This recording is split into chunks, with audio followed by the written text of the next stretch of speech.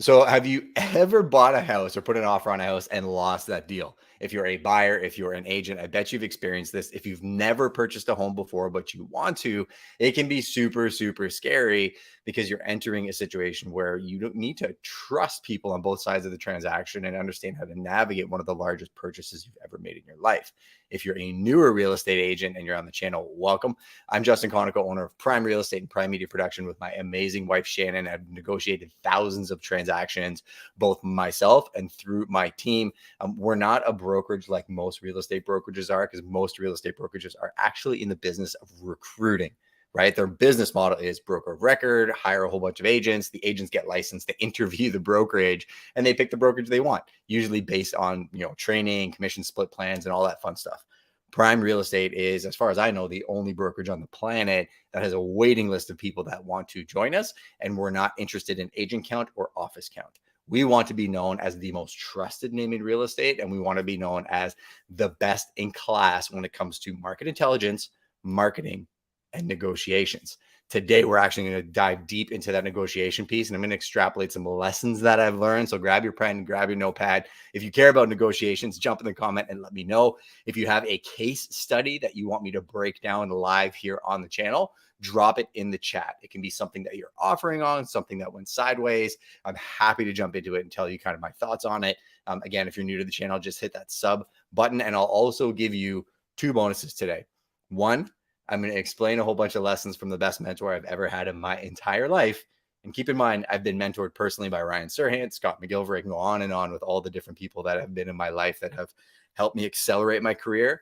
But this mentor is truly, truly special. The second thing I'm going to do is I'm going to give you personal access to me, some of my actual PDFs and resources that are not for sale anywhere, and the opportunity to get these videos delivered to your inbox, because sometimes I just delete them and they don't exist on my YouTube channel because I share too many secrets. But we have created a very intimate community, which I'll give you the opportunity to join later on.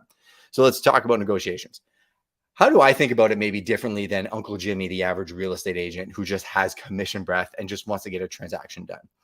I think about negotiation the same way I think about jujitsu, right? When I walk into an academy, if you're a white belt for the first time, I've told this story before, you see a whole bunch of people doing things and it's really scary in the beginning.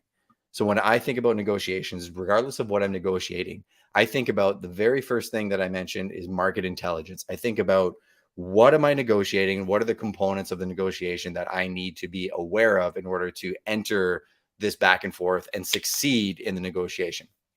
Because I think this is where a lot of people go wrong. They never really have a plan, right? They just see a property they like, maybe they show it, and then they just pick a number out of a hat. They put that number on paper.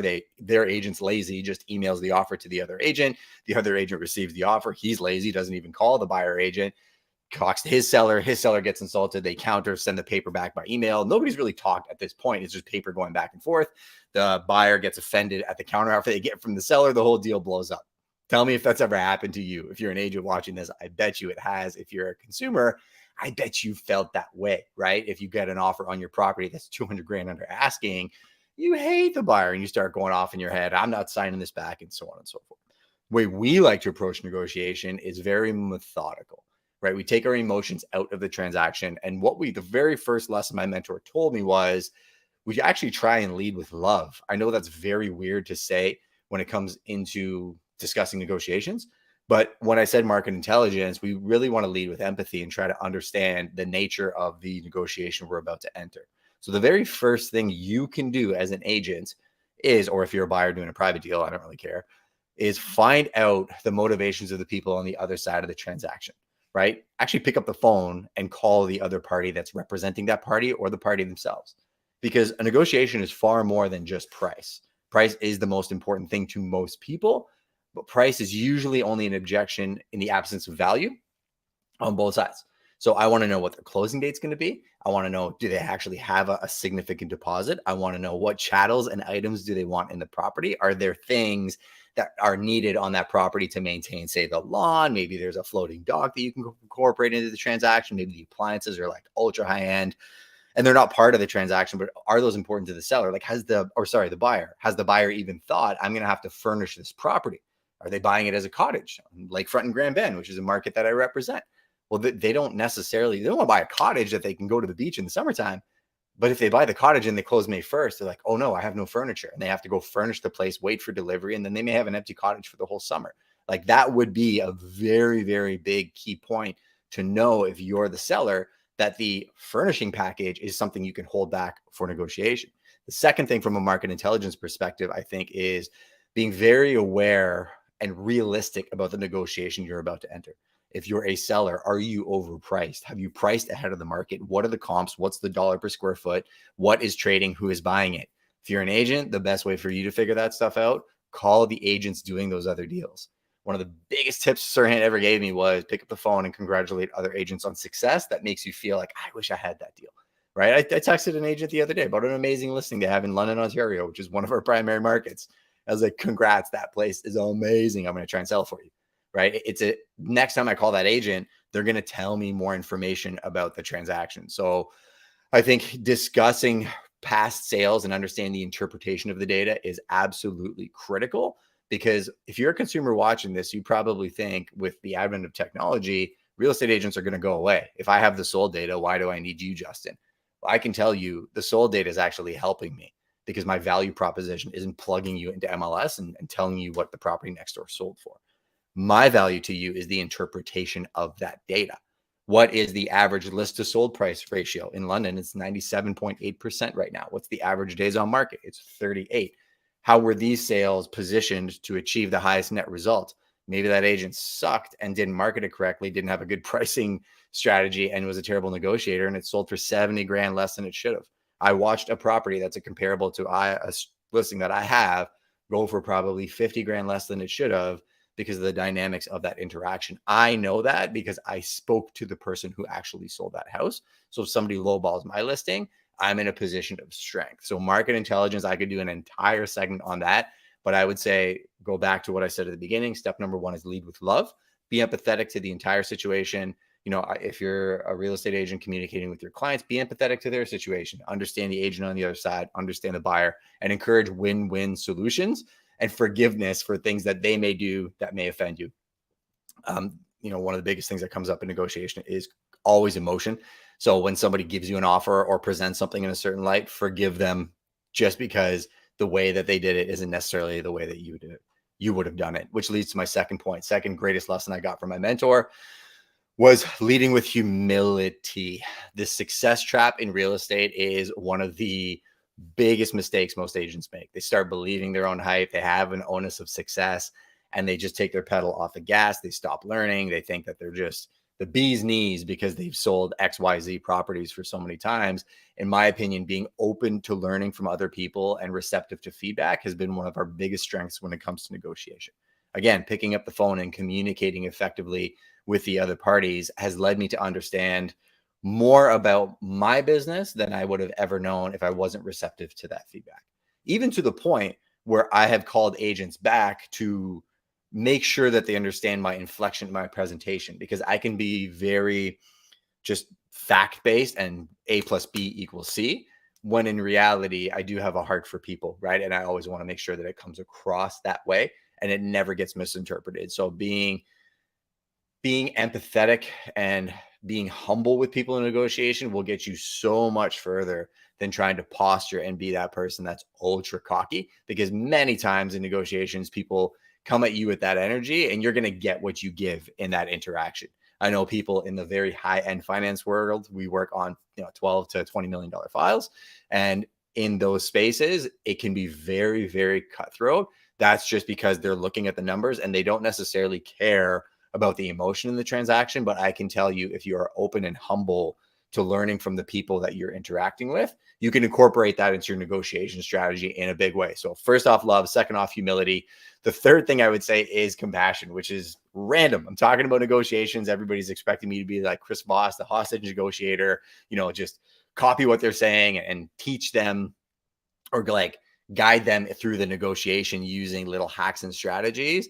In my opinion, I feel like the world is getting smarter and smarter. I have literally been in negotiations and had people using Chris Voss's techniques against me and realized that they were using it, and then was able to flip that right back and use it on them because of the fact that they thought that they were smarter than everybody else and they were just trying to manipulate the situation. I think Chris Voss is one of the smartest guys on the planet. I'm not trying to disparage his techniques by any means. I think you want to be an eternal student. You want to recognize and understand how to use the techniques, but you can use them with compassion, right? With great power comes great responsibility. So you can use negotiation and compassion in a very thoughtful way in a negotiation to recognize the impact the decisions you're going to make now are going to have in that negotiation in the future.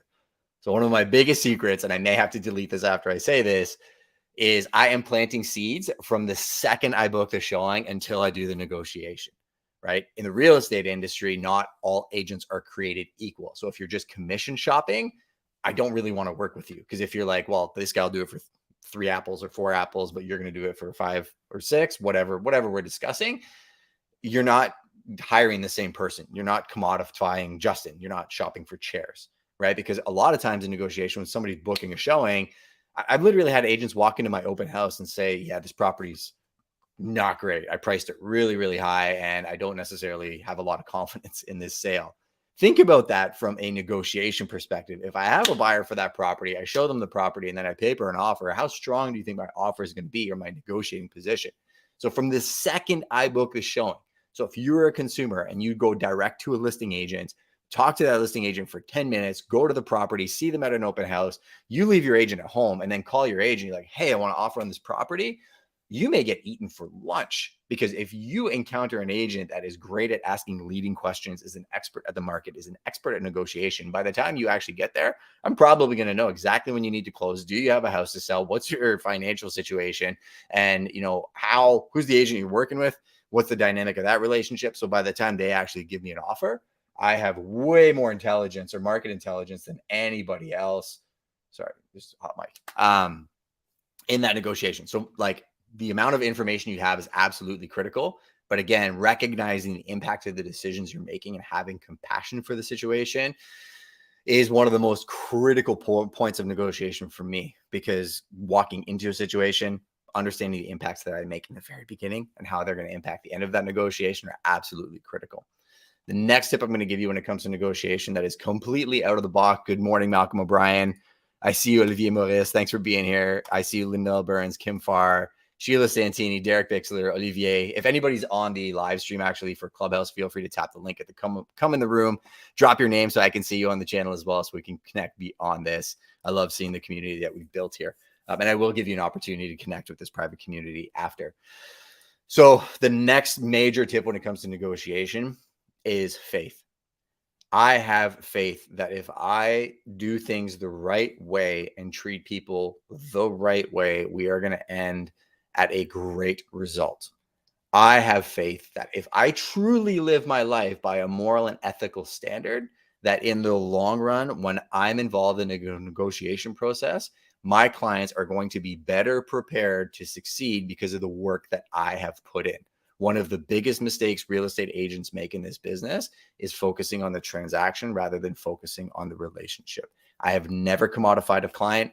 We live by do nothing out of selfish ambition or vain conceit, rather in humility, value others above yourself. If you can truly show this to people, then when you're entering a negotiation and they realize that you can't be manipulated, you can't be bought, and that your standard is higher than the world's standard, you are in one of the most powerful positions from a negotiation perspective you could possibly believe. And I'm in an industry where I've been offered 6 figures to push one offer in front of another. I have watched my team members I had one team member last year offered $90,000 to get my seller to accept one buyer's offer versus another. My favorite thing about that interaction was he called that buyer and he said, we can't do that. Just put that number back on your offer. It's going to put you in the best position for that seller to accept it, because they care more about price than anything else. I remember thinking and watching and wondering what decision he was going to make, because that's not a typical decision in the real estate industry. A lot of times agents can be bought, and it's why the public hates us, because our moral and ethical standard is here when it should be here. But I had faith that I hired the right person, that they had that moral compass that was in line with the culture at Prime. And I know I have a brother in arms, and I'd have that guy in my foxhole any day of the week. This is another massive thing that I do when it comes to negotiation is I actually use prayer myself. This can be reflection. This can be mindfulness, so that when you're going through the process, When you get a counteroffer, do not respond right away. Don't just verbal diarrhea to that agent being, oh my gosh, it's so low. It's this, it's that. Like, don't get emotional. Thank you. Thank you, Kim Walsh Phillips, so much for putting the effort to get your client's offer on paper. That's it. The less you say, the better position that you're in, because truthfully, it's not my money. Maybe my clients won the lottery in the last hour and a half and they do not care about the price that they get for the property. They just need to close and go to Bora Bora or the Bahamas, right? Thank you. And early on in my career, I would get all sorts of ways and I would get super emotional about it. And this is where getting amazing mentors around me has made the world of difference. I watched the best people and how they negotiated when I presented an offer, and it was thank you. And then they would get back and they would reflect and they would be mindful. And then they would think of, how am I going to re-enter this negotiation to achieve success for my client, which is what I said at the very beginning of this presentation. And it was, what's the strategy? What's the price? What's the deposit? What are the chattels? What are the closing conditions? And what else, what other components of this deal can I create an amazing net effective deal for my client and earn that client's trust for life? Or if you're a buyer, seller, or investor, how can I end up in the best situation ever? Because maybe they'll win on price, but you end up in a place where your family is much better taken care of, or you have an even better opportunity that you would not have been able to capitalize on had you just fought for price, lost this buyer, and then not been in the same situation. The next step is also a very random one, and I'll probably get pushback from this. And I think nonviolence and making sure that you're avoiding the aggressive tactics and using respectful communication has led to more deals than I've ever lost. Because having respectful communication with people will always leave the door open, even if they're not being respectful with me, because their reaction to how we interact with them is none of my business. It may make me feel a certain way and they may say things. Veteran agents do this all the time. So if you're using a rookie agent, a veteran agent will always use, oh, are you new in the business? Or you're really young. Like, they have said stuff to some of my agents that were newer in the business that would shock you. And I always tell those agents, ignore it. Picture yourself standing on the side of a river. It's a rock floating down the river. It has nothing to do with you, because you are doing more business than agents that I know that have been in the business for 25 years. And if you're interviewing an agent and they're strictly using experience and thinking that, well, I've been in the business 25 years, that guy's only been in business for 5 years, it means nothing.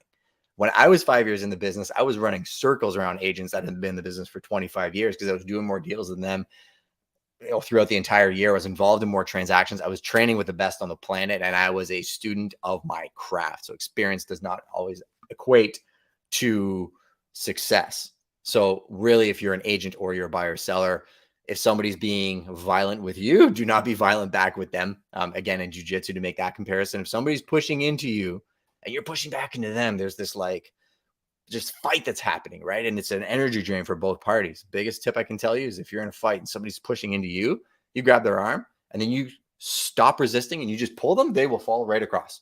They'll literally, you grab their arm, you arm drag them across your chest, and the amount of energy they're putting into that, they'll actually fall forward. So use that in negotiation and practice that nonviolent approach. And then the very last tip that I'll give you before I reveal who my mentor was and why I did the segment the way I did it today is the hope and resilience that I have in the future of that relationship. So when I say hope and resilience in terms of the negotiation, this is probably one of the most random negotiation training sessions you've ever heard. It's because I truly am thinking about all the parties involved and the hope and resilience that if we can build a bond between everybody that's there, we will live on a better planet. Because most of what the real estate industry is going to teach you is you have to have this conflict. Somebody has to lose in every single negotiation. But all four parties in that transaction are going to be tied together for a very long time after. They're buying in similar communities. They're playing in similar sandboxes. And I have a hope and resilience that if you do these things the way that I outlined it, that you can be different than the world and we can live in a better place. And that the relationships that are going to be forged through business are going to lead to an abundant and wealthy life. You can make a lot of money buying and selling real estate, both from an agent perspective and an investor perspective, but you become wealthy through the relationships that you make in those transactions, not from the transaction itself. So the mentor that taught me all of this was Jesus, because it's Friday. It's Good Friday. Whether you're a believer or not, The reason I'm sharing this is I wanted to put that forth, that when I look at the structure of how he lived his life and all of the components from, I'll go through the list again. If I go to love, if I go to humility, if I go to compassion, if I go to faith, if I go to prayer, if I go to nonviolence, hope and resilience, and you compartmentalize those, I want you to be able to take those as a toolkit for the rest of your life in all things. And you show you that you can use these principles in business to create an abundant life. Like I said, I'm not here to stand on a soapbox. It's not my job, right? My job is to show you through me the lessons that I've learned. So if this was helpful in any way, jump in the comments and then please let me know. If you want to connect with me directly, because I don't know if I'm going to leave this live stream up past today, your best bet is going to be to go to justinkonikow.com/resources. That is going to get you on my mailing list. I'm going to have my production team re-edit this video, and then I'll send it out as an unlisted video if you want to go over it again and then be able to take notes and go over the negotiation piece. Also, if you're on that list, you actually get direct access to me. I see every email that comes in. I'll throw out random giveaways where I give people time where I can coach them through all things real estate, media, content creation, productivity. And then you get free PDFs that I've built over my segments, my content creation guide, how I time block my schedule, getting started with YouTube. And then on the same page, I never say this, I share the apps that I actually use. So I use TubeBuddy and I'm an affiliate with them as well to optimize my YouTube channels. So if you're curious about YouTube, this is a great tool. And the courses that I've used. So Video Ranking Academy, Sean Kennel and Think Media, they're friends of mine, Benji and Sean. I've done their courses. They're unbelievable. StreamYard is what I'm actually doing this on. So if you're thinking of live streaming, the StreamYard link is there. And the actual gear that I use to shoot. I should update this, but this is some basic stuff that can help you create content like this. So hopefully you got some value from this. I appreciate all of you being here. I'm going to head back over to Clubhouse for a couple minutes of Q&A, but I'll see you next Friday. Take care for now.